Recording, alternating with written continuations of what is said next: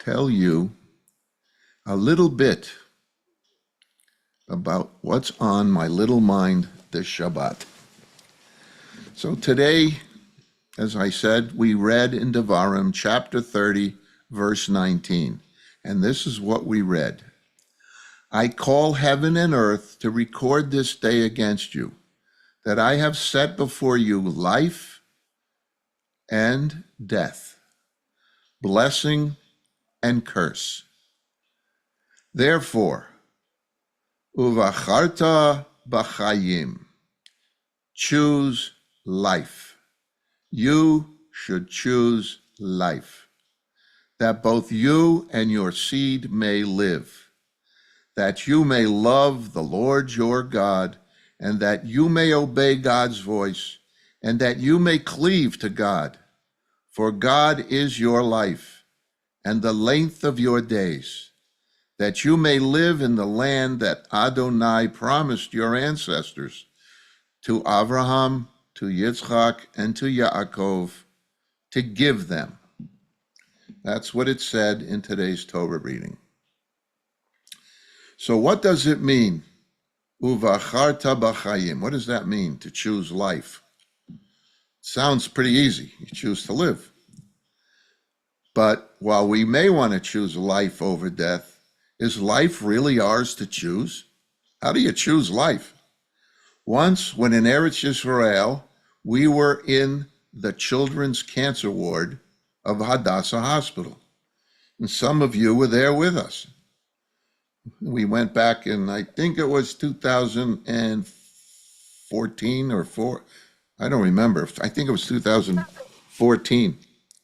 And we went to the Hadassah Hospital and we saw the children's cancer ward, and we brought them all stuff from the United States and gave it out.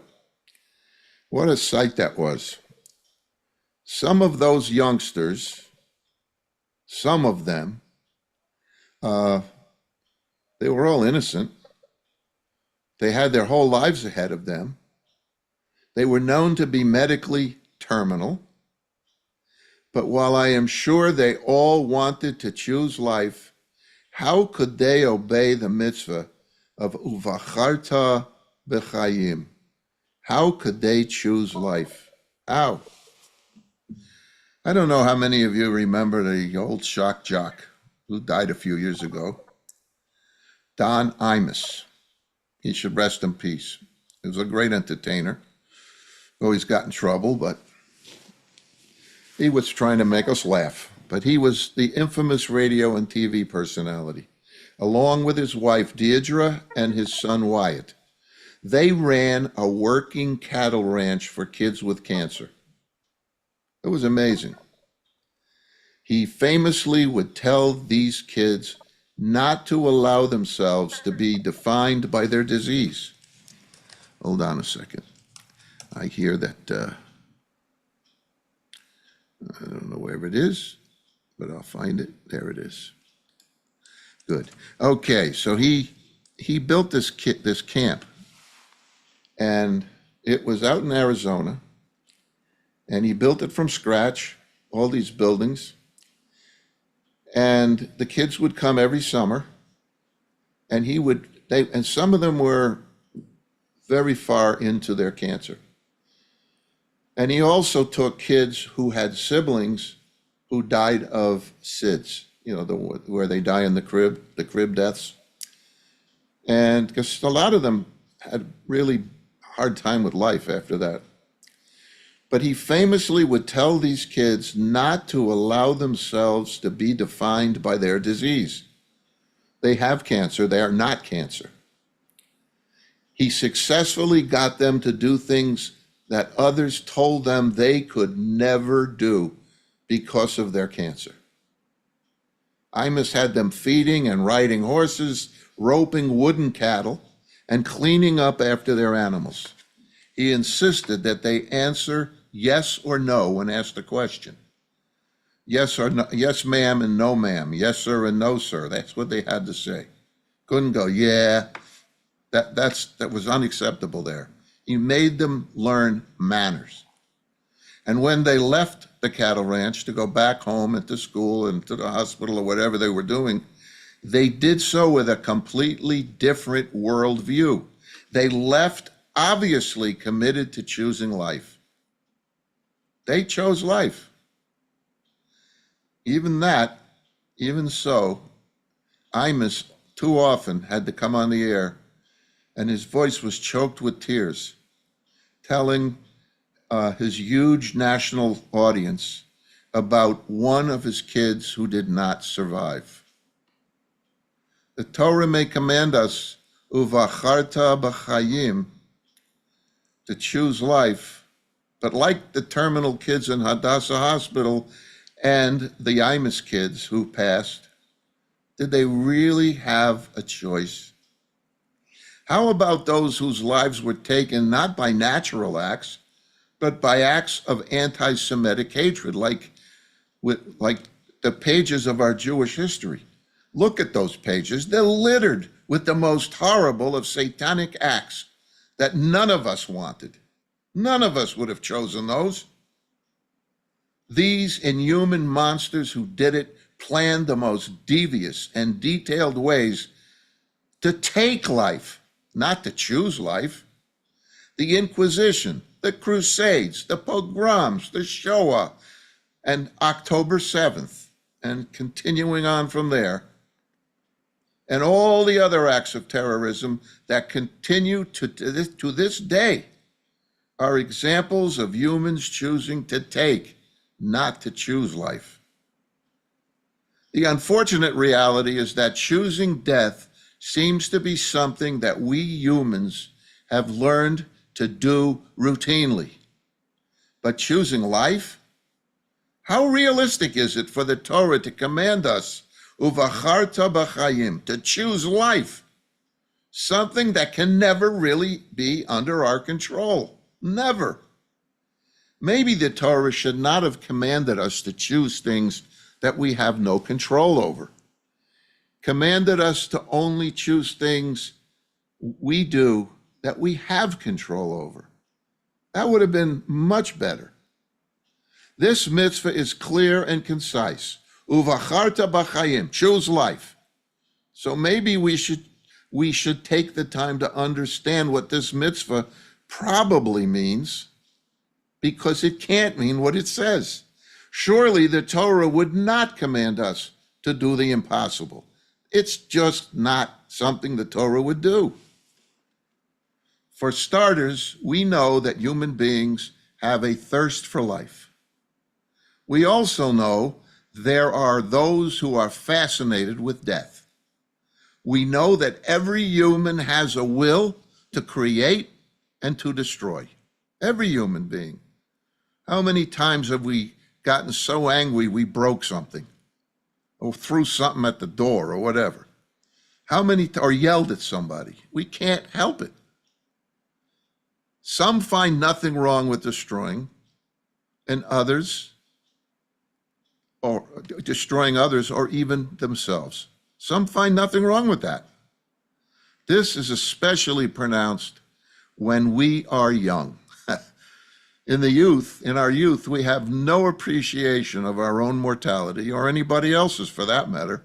We do not understand how fragile life is. Not how life can be, how life is. Very fragile. We believe it will not happen to me, and that's why the younger people begin with abusing alcohol and drugs and cigarettes, driving very fast, practicing indiscriminate sex. And the young people view the notions of good and evil as things that we created in order to control the behavior of others.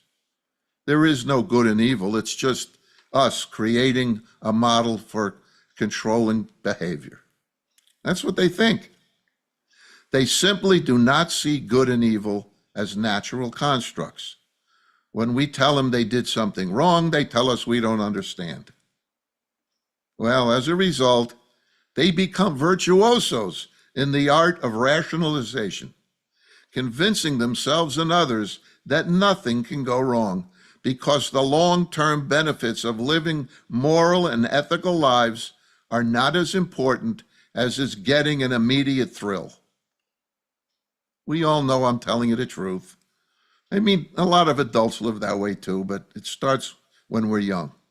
In the natural order of things, life and death are not deceptions. They are always the realities of nature, not usually the result of choice. People really can and do die as a result of believing their own rationalizations. That's true. So perhaps when the Torah says, Uvacharta b'chayim, we should choose life, what it really is saying is to choose to live a life that encourages life. Perhaps, Uvacharta b'chayim, you should choose life, is a warning against making choices that might lead to death. I think that's true. Death is inevitable. We know that. You can't stop it. When I hear people say this thing will reduce mortality, how does it reduce mortality? Everybody's going to die. It's just maybe it slows it down and extends your life. But it doesn't reduce mortality. But choosing to live a life that encourages life will help, but it takes work. But there is another way, Uvacharta b'chayim, that you should choose life. Think about this. How much of our precious time do we waste? Think about it. How much time do we waste? We look for things to keep our minds off of all the tsuras in the world. We do. We look for many other things. Ironically, we spend more of our resources gambling, in movies, and in the theater, and in sporting events, and on the internet, and for amusement, and material things that we have to have at the moment. And then we spend much more time and money on those things than we do on life-sustaining food for the needy, not to mention spiritual sustenance for ourselves and others. It's just true. We rationalize our responsibilities to God by asking, how can I keep kosher? It's too expensive. Why should I give more to my congregation? Why? I gave enough already. I could come up with many other reasons. And how can I go to holiday and holy day services when they fall on a weekday and I just have other things to do? Especially on that day when the bus can take me to Atlantic City or wherever. On the one hand, we can commit suicide in a quick second. We could take our own lives instantly. On the other hand, we can commit suicide through the drip, drip, drip of a lifetime of squandered time. There is no question that we have no control over the number of years that God gave us at birth. But we have a lot of control over how we spend the seconds that God has gifted to us. In this context, perhaps Uvacharta b'chayim, choose life, really means that we should choose to spend every precious second doing things that enhance not just our lives, but more importantly, the lives of others. Okay, where am I getting all this from? The Torah reading. In Devarim chapter 8, verse 3, it says, you know that human beings do not live by bread alone, but by every word that comes from the mouth of Adonai does the human being live. That's quite a statement. That wasn't today's Torah reading, but it's from the book of Devarim, Deuteronomy, and it was a few weeks ago. You know that human beings do not live by bread alone. Has anybody ever heard that before? It comes from our Torah.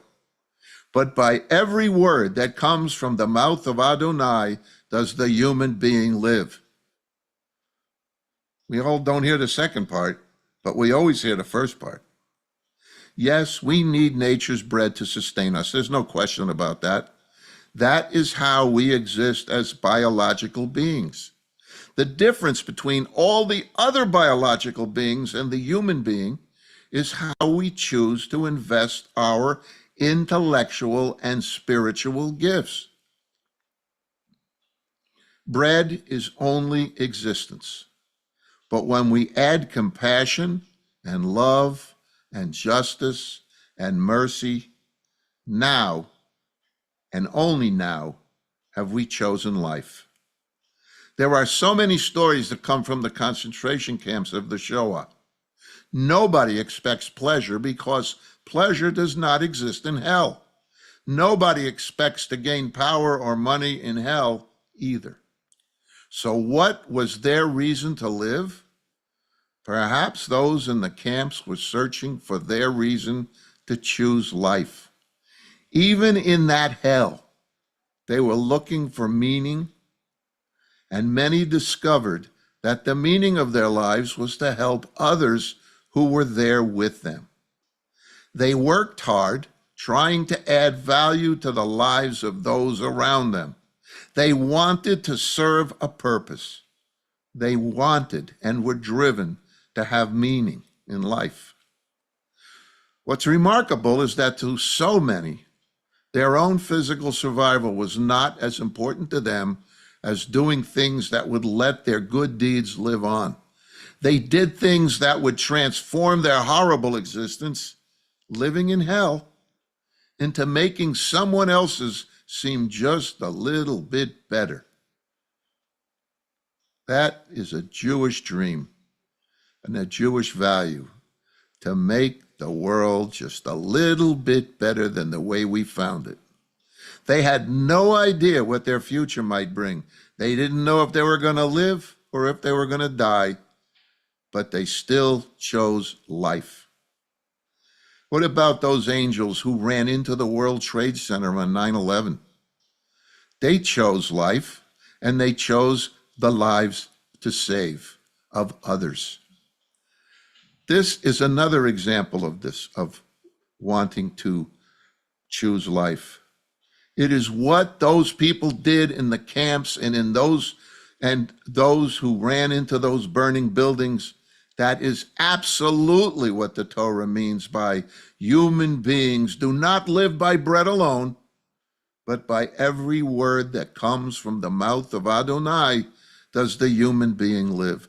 That is why the Torah commands us, Uvacharta b'chayim, to choose life.